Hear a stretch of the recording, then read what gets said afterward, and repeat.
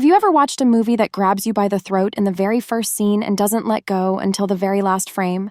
A story where you're trapped in suspense, constantly second-guessing what's real, what's fake, and whether the main character will ever make it out alive?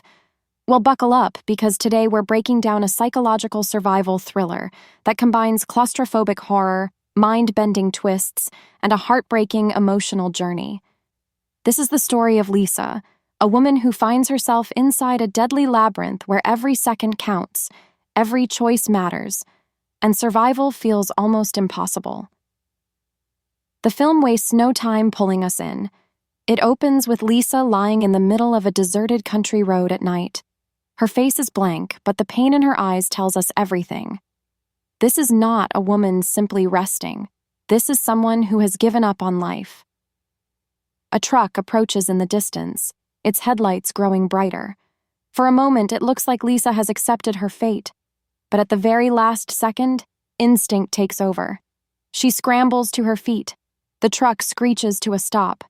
Behind the wheel is Adam, a rugged man with a calm voice. He asks if she's okay. Lisa brushes it off, insisting she's fine. Adam looks around. The road is deserted and the nearest gas station is miles away. Out of concern, he offers her a ride. Lisa refuses. But as the truck begins to pull away, panic flashes across her face. She waves him down and finally accepts.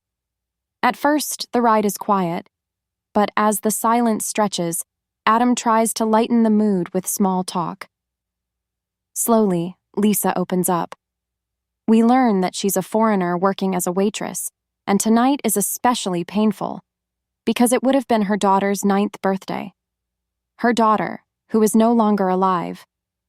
The grief in her voice explains the scene we witnessed earlier. Adam, too, shares pieces of himself. He admits he works as a night watchman, a job that suits him because he doesn't like being around people. Then, almost casually, he mentions a childhood filled with torment from an abusive father. For a moment, it seems like two broken souls are sharing their scars. But then, the radio interrupts. A news bulletin warns listeners about an escaped murderer. The announcer describes him as a white male, driving a brown truck with a cross tattoo on his right hand. Lisa's gaze drifts slowly toward Adam's hands on the wheel. Her heart sinks. There it is, the exact tattoo described.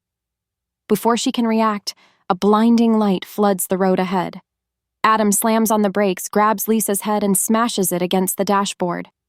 Everything goes black. Lisa wakes up in a nightmare. She's no longer in the truck. Instead, she's trapped in a small, cube-shaped room. Strange glowing lights ripple across the walls, and on her wrist is a device glowing yellow. There's no door, no escape. Panic rises. She screams, claws at the walls, but nothing works. Then, suddenly, a panel slides open. Beyond it is a narrow tunnel. With no other option, Lisa crawls inside. The moment she does, the device on her wrist beeps loudly. A timer appears, 11 minutes. She has no idea what it means, but instinct tells her it's bad. And she's right. What follows is a relentless gauntlet of deadly traps. Lisa squeezes through suffocating tunnels that threaten to crush her alive. She nearly drowns in flooding passageways. She discovers rotting corpses of others who came before her, each one wearing the same wrist device.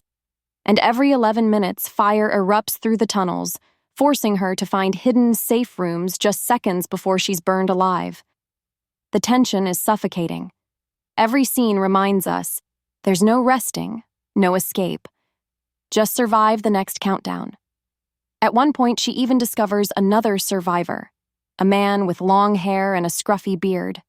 At first, she feels relief. Maybe together they can escape. But it quickly becomes clear the man has been trapped for far too long. His mind is shattered. He mutters over and over, "Everyone is going to die." When the fire countdown begins again, they both rush for the safe room. There's enough space for two, but fear and desperation take over. They fight. Lisa pushes him out.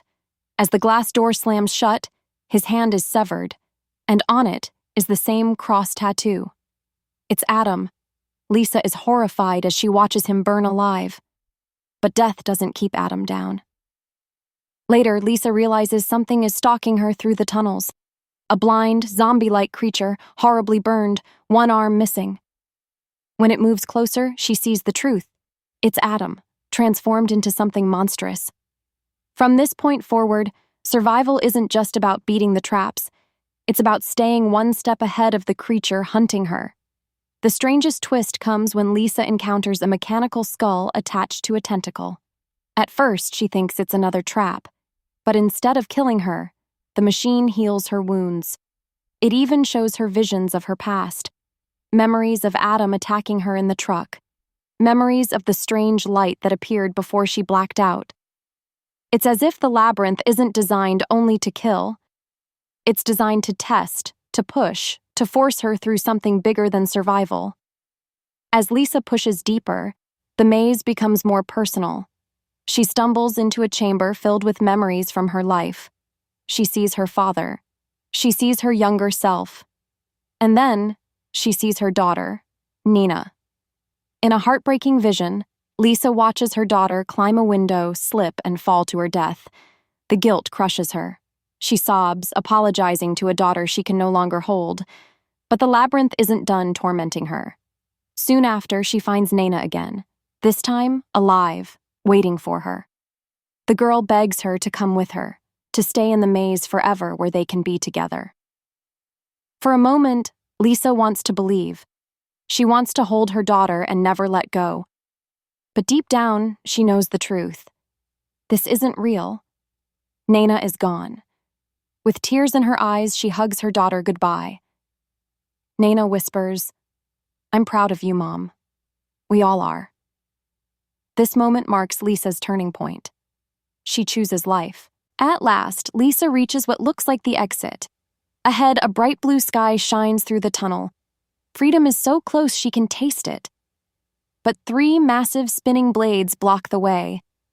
Instead of panicking, Lisa remembers Nina's words.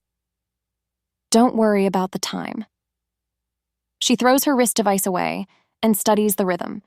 The first blade, every 4 seconds. She times it perfectly and slips through. The second, every 3 seconds. Another success. Then comes the third. It moves every 2 seconds. It's nearly impossible.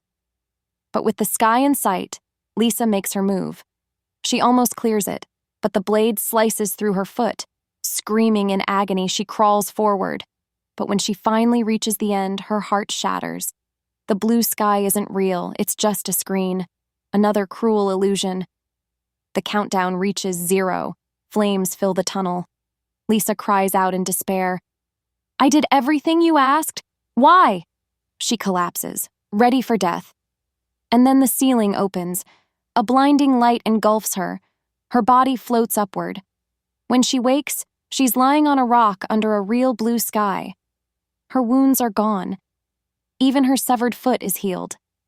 In the distance, a waterfall cascades into crystal water. And standing before her is Nina. Lisa's voice trembles. "Am I dead?" Nina smiles. "Your body died many times, but now you're safe. Live." The camera pans upward, revealing the truth. They are not on Earth at all, but an alien world. A place both beautiful and terrifying. And that's where the movie leaves us. This film is more than just a survival horror. It's about grief, guilt, second chances, and the brutal test of whether someone broken can find the will to keep living. So now I'll ask you, if you were trapped in this labyrinth, would you survive? Or would you give up?